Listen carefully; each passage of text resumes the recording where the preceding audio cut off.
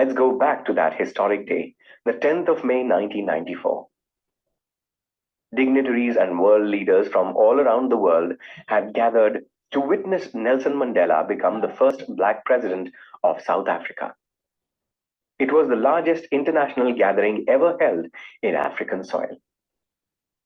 The ceremony took place in the Union Building in Pretoria, which until recently was exclusively for the whites. On that day, it took its place in history as the site of South Africa's first democratic, non-racial government. After being sworn in, Mandela spoke to the gathering as well as to the world.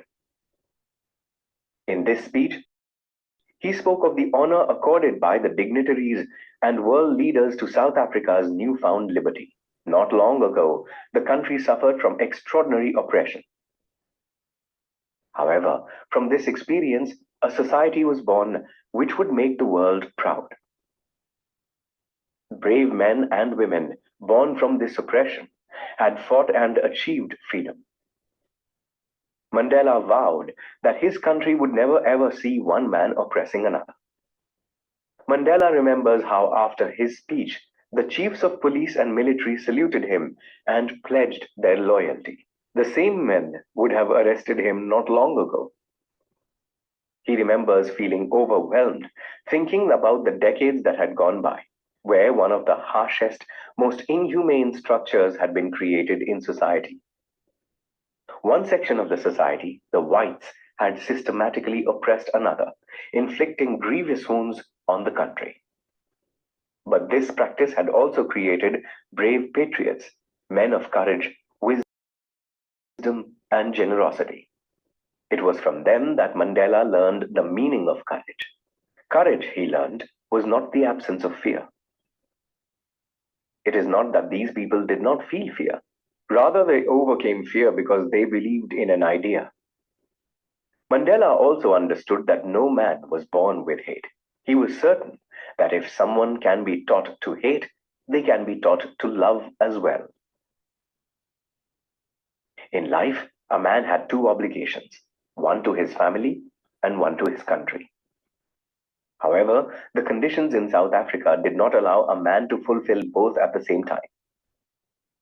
Mandela, at first, did not choose his country over his family. He also did not choose his path to freedom at first. As a child, he was free to do as he pleased if he obeyed his father and the rules of his tribe. As a young man, he longed for freedom for himself, freedom to earn, marry, and start a family. Then he saw that people like him weren't free. It was then that he was filled with a desire to achieve freedom for his people so they could lead lives of dignity and self-respect. He joined the African National Congress. It changed him from a frightened young man to a bold freedom fighter, from a law-abiding one to a criminal and an outcast. But he knew he could not stand idly by when his people's freedom was threatened. After all, restrictions for any one of his people meant restrictions for him.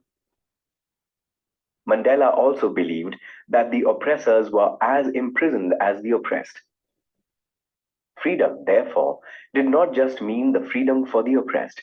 It also meant the freedom for the oppressor. The oppressor was just another man imprisoned by his hatred of others. Everyone, Mandela believed, was deserving of freedom.